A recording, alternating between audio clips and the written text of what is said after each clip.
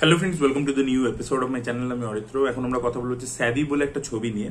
তো এই ছবিটাতে রয়েছে হচ্ছে দিব্যা খোসলা কুমার এবং অনিল কাপুর রয়েছে, হর্ষবর্ধন রানে রয়েছে। ছবিটা ডিরেক্ট করেছে অভিনব দেও এবং অভিনব দেও হচ্ছে দিল্লি বেলি ডিরেক্টর। তার আগে গেম বলে অভিষেক বচ্চনকে নিয়ে একটা ছবি বানিয়েছিল। ফোর্স 2 ডিরেক্ট করেছে।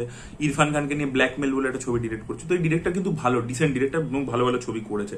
ব্ল্যাকমেল ছবিটা তো খুবই ভালো। ডার্ক কমেডি স্পেসের মধ্যে অ্যাকচুয়ালি ডিরেক্টর খুব ভালো কাজকর্ম করতে পারে এবং দিল্লি বেলি তো আপনারা নিশ্চয়ই দেখেইছেন, খুবই একটা কাল্ট আইকনিক ছবি।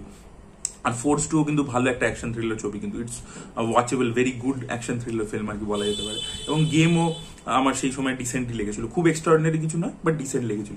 এনিওয়ে, তো কামিং ব্যাক, এই ছবিটা ইজ বেসিক্যালি রাসেল ক্রোর একটা হলিউড ফিল্ম আছে দ্য নেক্সট 3 ডেজ বলে, যেখানে রাসেল ক্রো নিজের ওয়াইফকে বাঁচায়। ওর ওয়াইফ একটা ফলস মার্ডার কেসে ফেসে জেলে চলে গেছে। তো ওকে 3 দিনের মধ্যে প্ল্যানিং করে ওর বউকে বার করতে হবে। এটা ছিল গল্পটা, হলিউডের ছবিটা। তো ওই ছবিটা আমি দেখেছিলাম অনেক আগে দেখা, নেক্সট 3 ডেজ। তো এটারই বেসিক্যালি এখানে অ্যাডাপ্টেশন করেছে। আমি জানি না অফিসিয়াল রিমেক নাকি আনঅফিসিয়াল রিমেক, জানি না। ওটা থেকেই বিভিন্ন সিন ইত্যাদি দেখলাম নিয়ে এটা বানানো হয়েছে। ডেফিনেটলি কিছু চেঞ্জেস করা হয়েছে। ওখানে রাসেল ক্রো ওয়াজ দ্য হিরো, এখানে জেন্ডারটা চেঞ্জ করে দেওয়া হয়েছে। এখানে বেসিক্যালি ফিমেল প্রোটাগনিস্ট করে দেওয়া হয়েছে এবং সেখানে ক্যারেক্টারটার নামে যে স্যাভি স্ট্যান্ডস ফর সাবিত্রী। ওর পুরো নামটা লাস্টে বলেছে সাবিত্রী। তো সাবিত্রী আমরা প্রত্যেকে জানি যে বর সত্যবানকে বাঁচিয়ে এনেছিল। তো সেই মাইথোলজিক্যাল রেফারেন্সটা এখানে রাখা হয়েছে যে বর আর কি মৃত্যুর মুখে চলে গেছে, তো সেখান থেকে সাবিত্রী বাঁচিয়ে আনছে। তো সেই মাইথোলজিক্যাল এটাকে, সেটা অন দ্য ফেস নেই, বাট ওই জন্যই নামটা ওইভাবে রেখেছে, তাই জন্য জেন্ডারটাকে ফ্লিপ করেছে আর কি। এবং আপনাদেরকে বলে রাখি, দ্য নেক্সট 3 ডেজ বলে যে ছবিটা, সেটাও কিন্তু অরিজিনাল ছবি না, ওটা একটা ফ্রেঞ্চ ছবির রিমেক। ওর এই ফ্রেঞ্চ ছবিটা আমি দেখিনি, বাট নেক্সট 3 ডেজ ছবিটা আমি দেখেছিলাম।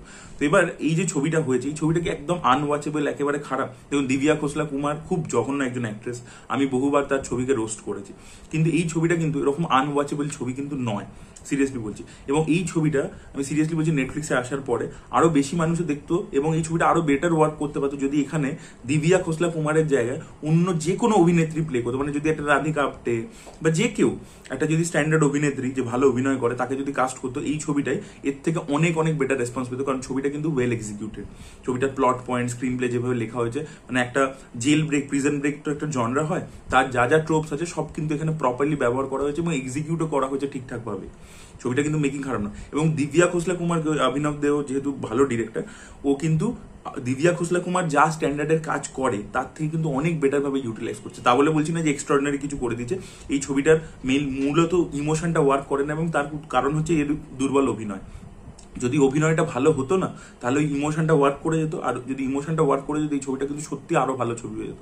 কিন্তু এই ছবির মধ্যে কিছু ভালো জিনিস আছে। এক তো হচ্ছে স্ক্রিন প্লেটা এঙ্গেজিং প্রথম থেকে শেষ অব্দি, 2 ঘন্টা ছবি, টান টান ছবি। এবং হচ্ছে কি, যদি আপনারা নেক্সট 3 ডেজ না দেখে থাকেন তাহলে ছবিটা আপনাদের এঙ্গেজিংই লাগবে। এবং অনিল কাপুরের ক্যারেক্টারটা কিন্তু বেশ ভালোভাবে ডিজাইন করেছে, এটা কিন্তু অরিজিনালটাতে ছিল না। অনিল কাপুরের ক্যারেক্টারটা যেভাবে আসে, সেখানে যে কমেডিটা ইনফিউজ করেছে, এবং যেহেতু এই ডিরেক্টর ডার্ক কমেডি স্পেসের মধ্যে ভালোই অপারেট করে, তো এখানে কমেডি ইত্যাদিগুলো কিন্তু ভালোই রেখেছে। অনিল কাপুর অল্প বিস্তরই রয়েছে, বাট তার পোর্শনটা ভালো। আমার মনে হয়েছে ছবিটার মধ্যে খুবই আন্ডার ইউটিলাইজ হয়েছে হর্ষবর্ধন রানে। হর্ষবর্ধন রানে যতটা অ্যাক্টিং পোটেন্সিয়াল আছে, তার কিন্তু সে সেরকম ছবি পায় না বা তাকে ডিরেক্টর ইউজ করে না। আমার মনে হয় ক্যারেক্টারটাকে একটু ইউজ করা উচিত ছিল আর কি। এবং ইমোশনটা যদি ওয়ার্ক করতো, সেটা কিন্তু মেনলি মানে অভিনয়ের ফল্টারিং এর জন্য, কারণ বিটস কিন্তু রেখেছে, মানে বিটস কিন্তু ডিরেক্টর রেখে রেখে গেছে স্ক্রিন প্লের মধ্যে, যেখানে যা প্রয়োজন আছে সেগুলো কিন্তু রেখে গেছে, but it is not working because of the performance. But Divya Khosla Kumar যা স্ট্যান্ডার্ড করে, যা অ্যাভারেজ আউটপুট আনে, তার থেকে কিন্তু বেটার করেছে। ছবিটা চাইলে আপনারা যদি নেক্সট 3 ডেজ না দেখে থাকেন তাহলে একবার দেখতে পারেন, নেটফ্লিক্সে এসে গেছে। আপনাদের মানে খুব যে খারাপ লাগবে, একেবারে আনওয়াচেবল, বমি পেয়ে যাচ্ছে, ওরকম কিন্তু ছবিটা নয়। মানে এটা খুব ইজিলি দিব্যা খোসলা কুমার আছে বলে রোস্ট করে দেওয়া যায়, বাট ইট ইজ আমি বলবো যে ওকে ফিল্ম, খুবই মানে less than decent but one time watchable ছবি আর কি, ঠিকঠাক। তো এটাই বলার ছিল। তো আপনারা যারা দেখেছেন স্যাভি, তাদের কি বক্তব্য অবশ্যই কমেন্ট সেকশনে জানাবেন। এই ভিডিওটা ভালো লেগে থাকলে লাইক করুন, শেয়ার করুন, চ্যানেলকে সাবস্ক্রাইব করতে ভুলবেন না।